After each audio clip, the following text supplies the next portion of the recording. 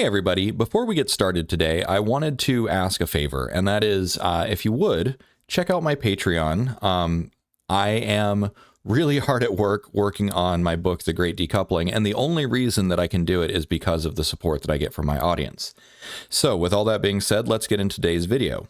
What has happened and what inspired this video is that Nvidia has put in a $20 billion bid to get control of Groq. So Groq, if you're not familiar with this, is Groq, which is a chip manufacturer, not to be confused with Grok, the chatbot from Elon Musk.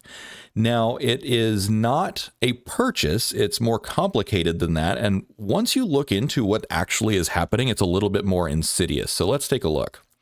The $20 billion deal that isn't an acquisition. In late 2025, Nvidia announced a landmark deal with AI chip startup Groq. Officially framed as a non-exclusive licensing agreement, its structure was engineered for a precise strategic extraction of assets. So here's what Nvidia actually gets. They get the talent, they get the CEO, they get the president and other senior leaders. They get the technology, such as a non-exclusive license to the LPU, which is their language processing unit, as well as other IP, which claims that it's much faster. And then they get the market position. A potential competitor in the specialized inference market is neutralized. What remains with Groq is the company continues to operate as an independent company under a new CEO. Its Groq Cloud business continues without interruption, and the brand and a minimal corporate structure remain. So Nvidia surgically extracts the core strategic value, the people and the patents, without the regulatory burden or integration of overhead of a formal acquisition. Now, that might seem kind of harmless. It's like, oh yeah, the Groq gets to continue as it is, but we've seen this playbook before, and here's basically how it usually plays out. So Nvidia, they have a $20 billion cash licensing and incentives to get all of the stuff out of Groq that they want, the core talent and IP, which goes back to Nvidia. And what remains is an investor's shell company, which ended up becoming a zombie startup. So we've seen this before. So here's a few examples of where what's kind of being called by some people a reverse acqui-hire. So an acqui-hire is when you buy a company, so it's a typical merger and acquisition where you buy the company not for its brand or not for its, technology per se, but because you really want the talent. Or you don't want to compete with that talent if they get bought by someone else. So we have a few examples from the big players, from Microsoft, Google, and Amazon. So Microsoft bought Inflection AI in March 2024. It was a $650 million deal for a non-poaching waiver. The key assets acquired were the co-founders, so Mustafa Suleyman, Karen Simonian, don't know how to say her name, sorry, and most of the staff moved moved to Microsoft. There we go. Tripping over my words, I'm trying to speak too fast. I apologize. The outcome, Inflection pivots from consumer AI to a smaller enterprise focus. Investors get back 1.1 to 1.5x of their capital. In Google, August of 2024, $2.7 billion agreement for licensing and co-founder return. Co-founders Noam Shazir and Daniel DeFreitas return to Google. Character AI shifts away from developing LLMs to focus on its consumer platform. Deal is under DOJ probe for avoiding regulatory approval. So this is one of the reasons that they do these kinds of structures, is to avoid regulators. Undisclosed amount for licensing and talent. This was where Amazon acqui-hired Adept. So this is another AI company. Co-founder, CEO David Luan and other founders join Amazon. Outcome, Adept pivots from general intelligence to enterprise-focused agentic AI solutions. So we've seen this before. That's kind of the long story short. And in every case, they kind of all end up becoming a zombie startup. Hollowed out, the core talent, strategic vision, and frontier R&D nucleus are gone. As one VC put it, frankly, you hollowed out the organization. So the VC get their exit because they get a little bit of return on capital. And then the company is forced to pivot to a much smaller, non-threatening niche market to survive. So basically these big dogs say, I don't really want to compete with you in the future. So how can I hamstring you? How can I kneecap you right now and come out on top and also make sure that one of my competitors doesn't get you as well? Investors receive a modest return, typically 1 to 1.5x, avoiding a total loss but falling short of the venture returns they sought. So when a VC invests, they want 2x, 3x, 7x. Now, of course, many VC, they understand that, every time they buy into something or invest in something, it's entirely possible it's going to be a loss. But if they had their money tied up for a few years, in this case, Groq, I think, was 7 years old, and they only get 1x of their money back, that's 7 years of wasted time because that money would have been better put in like literally a savings account or any, index fund. So then, from a regulatory perspective, the last bit is competitive illusion. The fiction of competition is maintained for regulators, but the actual competitive threat the startup once posed has been eliminated. I did not go into this research thinking it was going to be this bad, but here we are. So the state of the board, an increasingly lonely field. The board is being cleared of independent pieces primarily through absorption by incumbents, playing a long game of consolidation.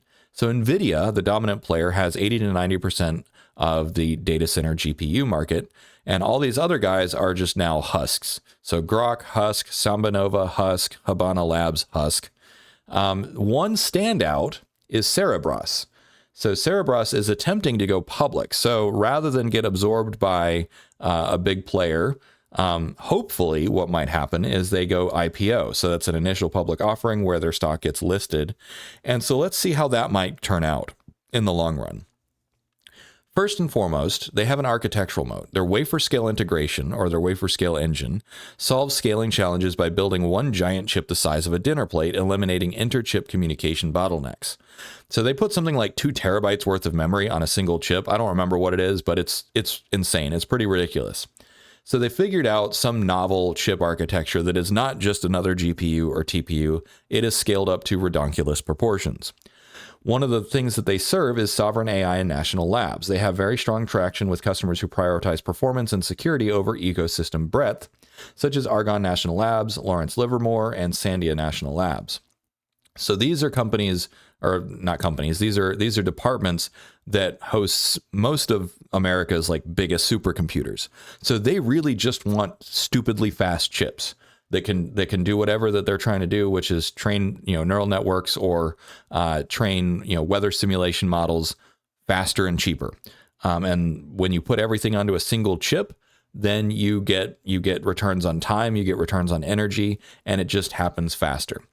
Another thing is the CUDA software ocean. So CUDA, if you're not familiar with, is NVIDIA's proprietary inference stack. So this is all of their bindings, all of their optimizations to run artificial intelligence on their GPUs. That's the long story short. They cannot compete for general developed market due to NVIDIA's deep 17-year CUDA software and ecosystem lock-in. Switching costs are measured in millions of dollars and months of engineering time. So Cerebras is not going to try and compete on the developer market, on the consumer market. And then inference as a service. Abstracting away the software problem by offering cloud-based access via APIs, becoming the #1 inference provider on Hugging Face, bypasses the need for customers to rewrite code. So that's kind of their strategy: is just send us your problems on API. We'll send you back the results.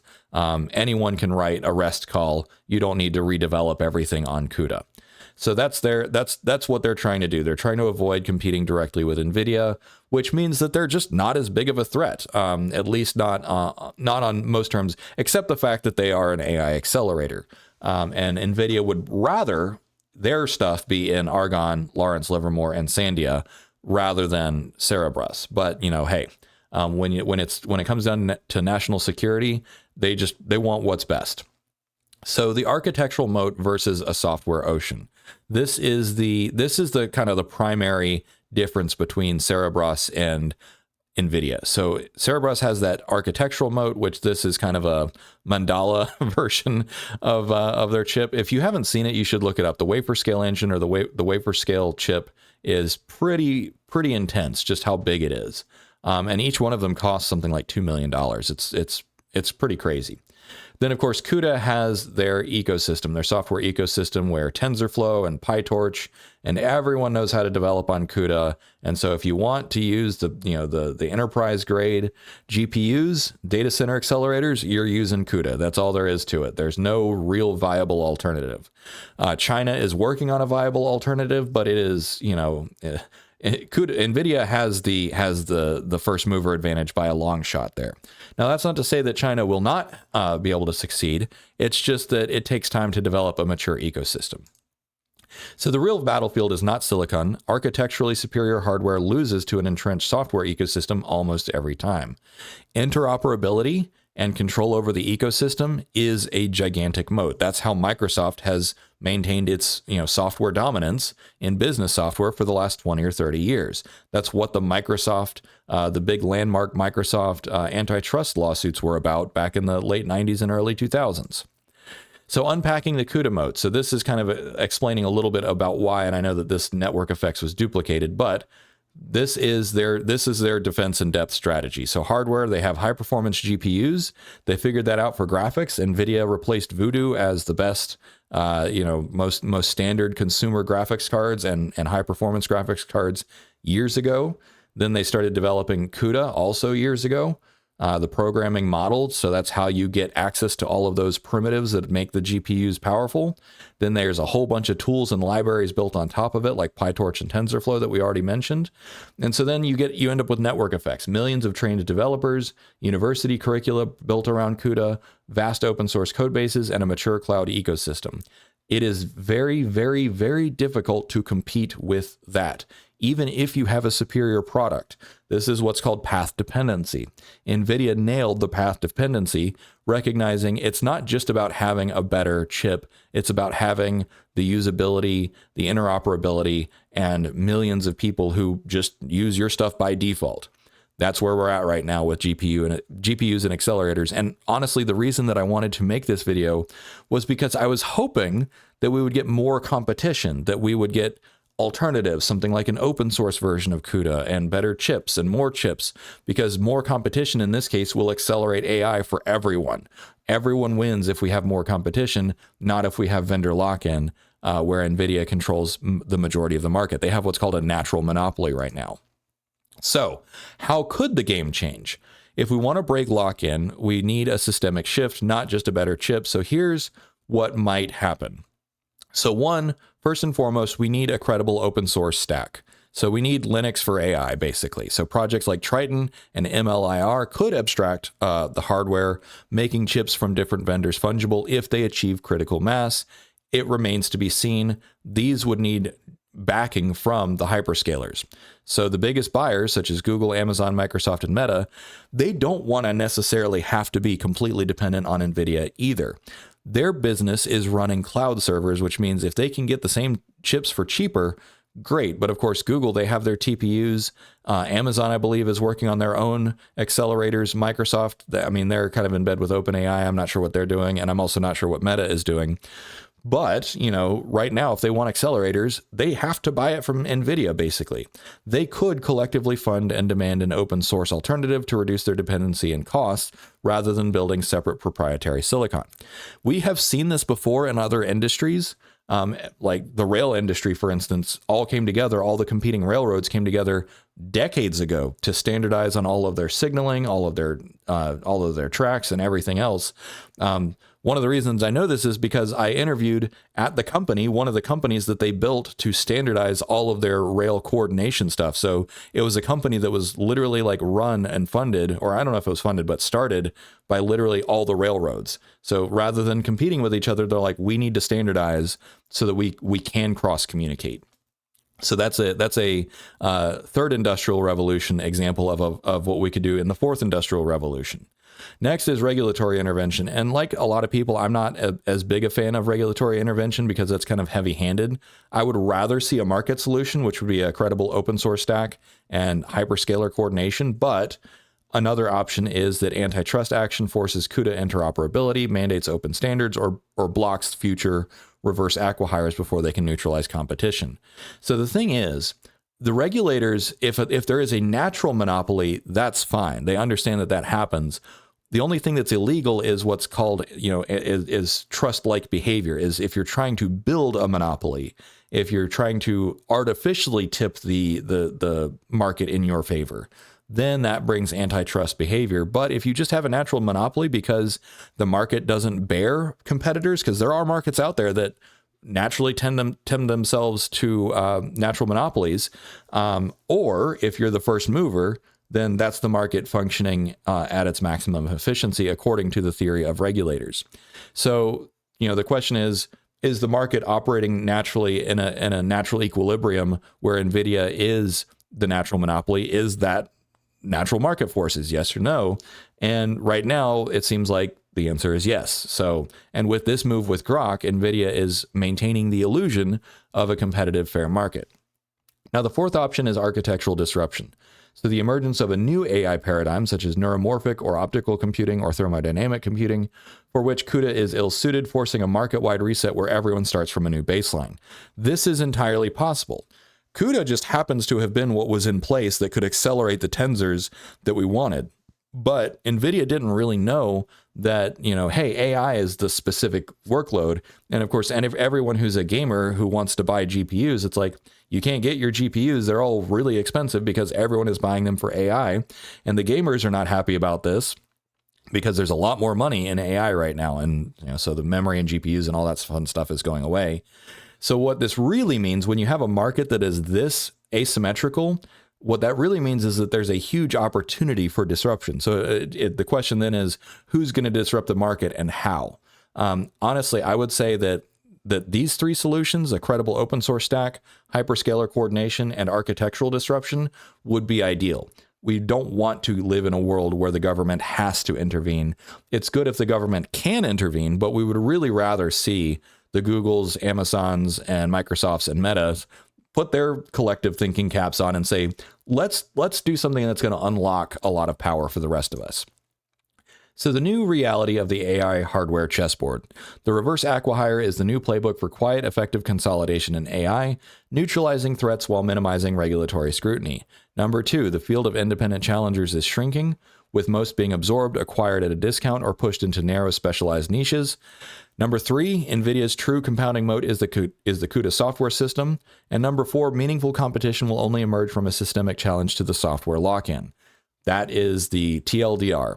So the central question in AI infrastructure has shifted. It's no longer about who can build the fastest chip. Plenty of people have done that. It's about who can build or break the ecosystem. So with all that being said, thanks for watching. Again, if you would, please consider supporting me on Patreon or even here on YouTube. Every little bit helps. And yeah, that's how I make ends meet. And that's how I'm going to get my book about post-labor economics called The Great Decoupling out there and done. I'm currently on the 17th revision, and it's over 150,000 words, and that's before adding in all the notes and the research and the citations. So that's quite a bit of work. Yeah, so with that being said, I will end it there and talk to you all next time. Cheers.